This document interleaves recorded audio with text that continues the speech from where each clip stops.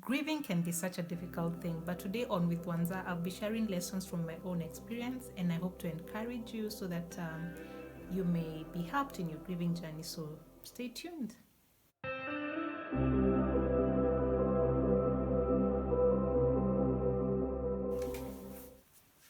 Hello there, and welcome to With Wanza. My name is Wanza. Thank you so much for being here. Thank you so much, guys. Have you subscribed to the channel? If you haven't, please do so by either clicking on the subscribe button below, or there's an icon right here, somewhere here. I don't know whether I'm looking to the right place, but there's an icon that you can click there with a red button, and then it will lead you on. You'll just be automatically subscribed to my channel. So last time I had shared my grieving journey story, and I had promised to share lessons that I learned to help somebody that is grieving today, to basically give them hope and encourage them as they grieve the loss of their loved one. So I have 8 lessons that I wanted to share today, and because of time, let's just go right into the lessons. So the first lesson is a loss of a loved one is not something that anybody looks forward to. It is not something that you look forward to, but again, it is something that we all have to deal with at one point or another in life generally. And it being an issue that we all have to face at some point, it is important to not ignore the issue of grief in your life. It is important to not ignore the fact that you are dealing with grief. Sometimes when people lose loved ones, they pack the grief somewhere, they pack the pain somewhere, they just pack the whole thing of losing a person somewhere, and they avoid dealing with it. But then again, guys, if I have a fruit, say a mango, no, let me use an avocado because I love avocados. If I have an avocado and I put it on a table somewhere in the house, when I come and I live in that house alone, I will still find that avocado there, right? It's the same thing with grief. Grief is a very personal thing, and you have to deal with it as a person, personally. Don't pack it somewhere and assume that you can just go on with life normally without it affecting you if you have not addressed it. So it is important to address the issue of grief in your life. That is the lesson number 1. And the reason I'm saying this is the lesson number 1 is because when you pack it, it will basically affect your life, in many ways. And you'll find that as much as you're still continuing to live without this person, when that grief is just packed somewhere without having been dealt with, it will begin to affect other areas of your life, and you'll find that now life is it can make life quite burdensome. So don't pack it somewhere. And what I mean by packing it somewhere is by avoiding the emotions that you're feeling, all the difficult emotions that come with grieving. You can be packing them and you don't want to you don't want to unpack them, you don't want to deal with them. And and so they're affecting you. Sometimes I see people avoiding things that trigger them to grieve, Like you'll find someone saying, I don't want to go to a certain place because when I go there, and we used to go with so and so who is now no longer there, I'll start crying, I will break down, I will just be affected. But guys, let me tell you something. You see that thing that you feel like if you do, it will cause you to break down, and you avoid doing it a lot because you don't want to break down. Probably that is the thing that you really need to do the most, so that it helps you in your healing journey. Because as you come to terms with or rather as you do that thing, you will find that there are many emotions that come with it. There's something that it's getting out of you, and that something, when it's gotten out of you, then you will begin to deal with it. You will begin to unpack it. You will begin to just move a step forward in your healing journey. So do not avoid those things that you feel that if you do, they will trigger grief and all manner of feelings that will make you uncomfortable. Do it and let the feelings come. If you feel like breaking down and crying, you probably need to break down and cry and let the emotions just come out. Don't avoid that thing, guys. So go face the thing and be courageous and do that thing that you really have been avoiding of doing, because you feel it will trigger emotions, it will trigger all manner of turmoil in you. You need to do it. Go and do it. Then the second point that I wanted to do to share is that it is important to be intentional on getting well. It is very important to be intentional on getting well. There are many ways there are many things that people do to get well, and you will feel inclined to do something so that you get well. You may feel like you want to spend more time with God, talking to Him about the situation. You may feel like you want a book that can help you on grieving. You may feel like you want to probably write or express yourself in an artistic way for the emotions to come out. You may feel sometimes you just want to speak to someone who wants to listen. Maybe somebody just asked you, how are you doing? And you find that you want to speak so much. So speak. Sometimes you find that you just want to go to a counselor to be helped. Be intentional on those things. You may feel like you want a book that can just do that which you feel you're inclined to want to do in order to get better. Be intentional about it and work towards your healing journey using that which you feel is working for you. And the number 3 lesson that I wanted to share is that you don't have to avoid speaking about your loved one that passed on.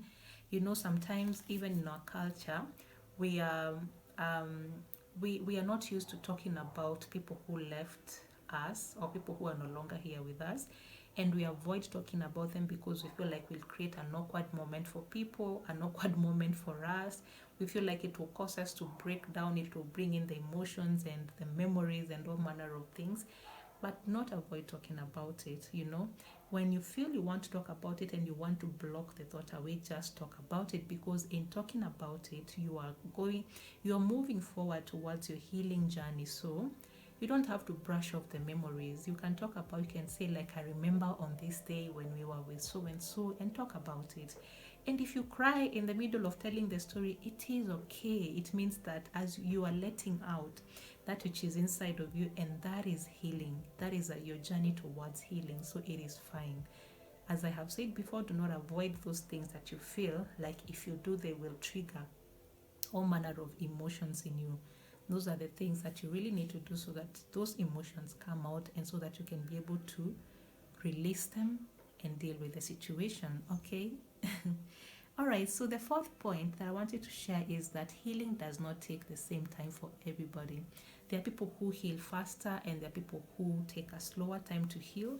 This can depend on the level of relationship that the person had with their loved one. It can also depend on things like personalities, the environment, and all manner of things. So healing doesn't take the same time for everybody. You don't have to compare your healing journey with somebody else and say, why is it that I'm taking so long to heal and so healed so fast? You don't have to heal at the same time. Respect your journey, respect their journey, and just accept that everybody has their time of healing, and it is okay if your time is slower or if your time is faster. All right? So the 5th lesson that I wanted to share is that the healing journey is not the same for all people. People do not heal the same way.